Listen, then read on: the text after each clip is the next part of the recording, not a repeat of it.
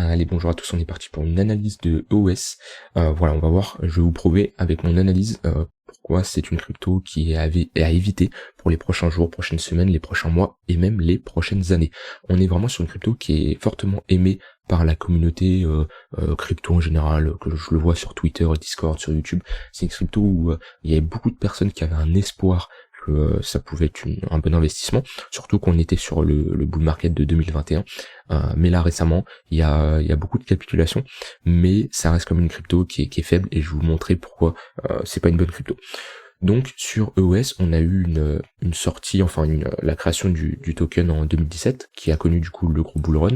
On a été sur un x38 environ, donc ce qui est pas mal. On a retracé d'à peu près 94%, et on a fait un nouveau bull run, hein, comme toutes les cryptos. Malheureusement, on n'a pas fait un nouvel ATH. Donc actuellement, EOS est dans un range. Il ne fait, alors vraiment en long terme, hein, si je me mets en monthly, voilà, il est dans un gros range, avec une borne basse et une borne haute. On pouvait prendre ici qu'on est aussi dans un gros range, on l'a cassé à la baisse, mais globalement, il n'a pas fait de nouvel ATH. Donc EOS n'est pas en tendance haussière sur du long terme. Comparé à un BTC USD, on voit que sa tendance à lui est clairement haussier. On voit qu'on fait des creux, des sommets de plus en plus haut. Alors que EOS, on est toujours dans une période où il n'y a pas de tendance haussière. Et récemment, on a cassé le bas du range, on a instauré une dynamique baissière, hein, qui est clairement visible, un sommet, un creux, un sommet, et un creux plus bas que le précédent. Donc voilà, sur 3 à 4 ans, on est en tendance baissière avec un magnifique M sur EOS. Et valider un M sur du monthly, on est vraiment sur une crypto en tendance baissière, ça reste quelque chose d'assez rare de venir casser des points aussi bas. Je parle vraiment des cryptos qui existent depuis longtemps, hein. Par exemple, c'est comme si je prenais XRP, on voit que XRP, même si elle ne fait pas un nouvel ATH, elle ne casse pas son gros support qui représenterait ce que EOS a cassé. Voilà, le support de XRP n'a pas cassé, alors que voilà, si je regarde EOS, son support a cassé. Donc on est vraiment sur une crypto qui est très faible d'un point de vue technique, et d'un point de vue dynamique du prix, on est sur quelque chose de très moche. Déjà, rien que ça, on peut pas se permettre de se placer sur une crypto qui nous fait pas un nouvel ATH, alors que toutes les cryptos, la plupart, font un nouvel ATH, et qui vient casser son gros support qu'il avait instauré pendant 2-3 ans. Ça, déjà, la première chose à surveiller, c'est ça. On est venu retester la ligne de coup du petit W ici. On est en train de faire tout simplement, on est en train de consolider dessus. Alors, on trouve des supports là, il en faut, hein. Il reste des acheteurs qui soutiennent ces prix-là.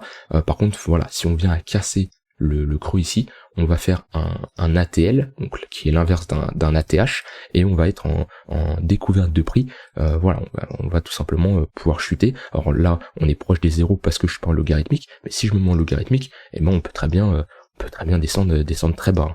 Donc maintenant, je n'ai pas de boule de cristal, je peux pas vous donner des niveaux théoriques tout simplement, mais si on prend l'entièreté de ce range, on peut mettre une extension de Fibonacci en prenant le point le plus bas, le point le plus haut. On peut mettre une extension de Fibonacci si on part du principe que ça casse vers le bas, avec un fib en logarithmique, et on aurait une target au niveau un 118 au niveau des 0,04 $. Alors on n'y est pas encore, hein, on est très loin, et dites-vous que on est sur un range de 4 ans, donc si on casse le bas de ce range, on pourrait aller chercher cette target dans 3-4 ans. On est vraiment sur du très très long terme. Donc voilà, déjà, à partir du moment où on casse un gros support mensuel, voire trimestriel, sur une crypto, c'est pas le bon investissement. De toute façon, on a juste à regarder la charte EOS BTC, et qu'est-ce qu'on voit? Donc là, on voit qui surperforme qui, et on voit que depuis un très long moment, BTC est plus fort que EOS, et on est tout simplement en train de faire des sommets de plus en plus bas. Donc Bitcoin surperforme toujours EOS. Qu'est-ce que ça veut dire? Ça veut dire que c'est plus intéressant d'investir sur le Bitcoin que sur cette crypto. Ça déjà, c'est la première chose. De toute façon, quand vous analysez n'importe quelle crypto, vous devez toujours vérifier la puissance contre le BTC. C'est important. Le but d'une crypto, à moins que vous faites de la DeFi ou autre, ou du stacking, si vous êtes juste dans la performance, le but d'une crypto, c'est de surperformer le Bitcoin. Le Bitcoin, c'est la crypto la plus sécurisée, la plus safe sur du long terme. Donc si vous aventurez à acheter des altcoins, c'est pour la surperformer le Bitcoin, sinon ça n'a aucune utilité. Si je mets l'OBV pour voir si on a de la sortie d'argent, on est quand même sur un OBV assez plat.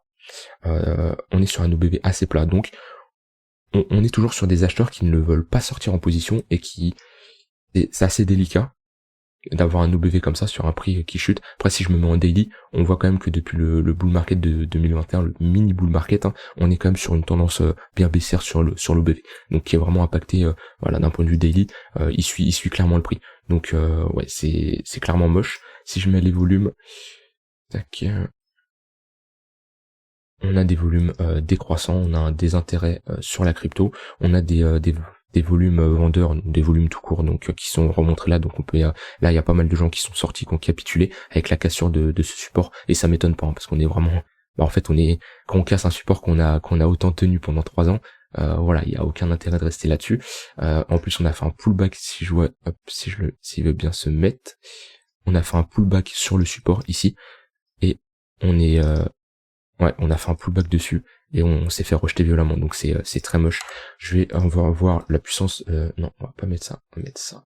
La puissance du momentum d'un point de vue, on va se mettre en monthly, on a pas de divergence, et en weekly, on a une divergence haussière qui est validée.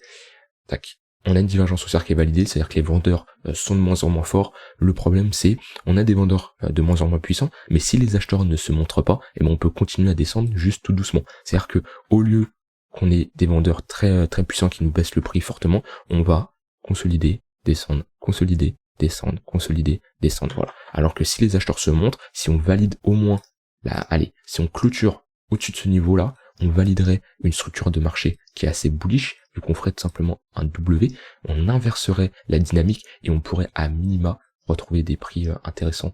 Voilà, on pourrait revenir chercher, alors ça sert à rien d'être trop optimiste sur ce genre de crypto qui sont en tendance baissière monthly, hein, mais on pourrait revenir chercher une autre zone de rechargement de short au niveau des 0,786 et des 0,118.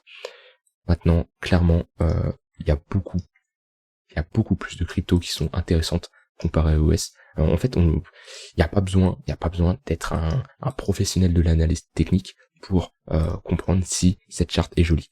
On est sur une charte où on n'a on n'a pas de décision, on a plus de vendeurs que d'acheteurs, de toute façon on voit vu qu'on casse le support, mais est-ce que une charte comme ça vous donne envie de vous placer? Moi clairement, ça me donne pas envie de me placer, on est sur un potentiel ATL, il y a rien à faire. Alors c'est sûr que si le projet reprend et qu'on repart en tendance haussière, on aurait un magnifique bottom. Maintenant, c'est jouer au loto de mon point de vue.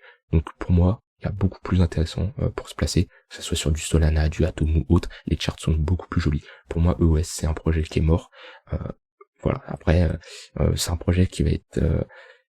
il pourrait se reprendre au prochain bull market, mais on a un prochain bull market, il pourrait revenir chercher un sommet comme ça, et on voit qu'on fait un sommet toujours plus bas que le précédent. On ferait c'est sûr une bonne performance, on serait sur un x9, mais est-ce que ça suffirait pour surperformer le Bitcoin? Il y a peu de probabilité. Que là, si on voit, en prenant le point le plus bas, crash Covid, ici, on fait qu'un x10, alors que sur le Bitcoin, on fait un x16, x17, ce qui est clairement beaucoup plus intéressant. Voilà, j'ai fini pour cette analyse. Si vous en avez dans votre portefeuille, je vous dis pas de vendre, hein, vous êtes libre de choisir ce que vous faites avec vos investissements, mais je vous dis juste qu'il y a beaucoup plus intéressant sur du long terme. Voilà.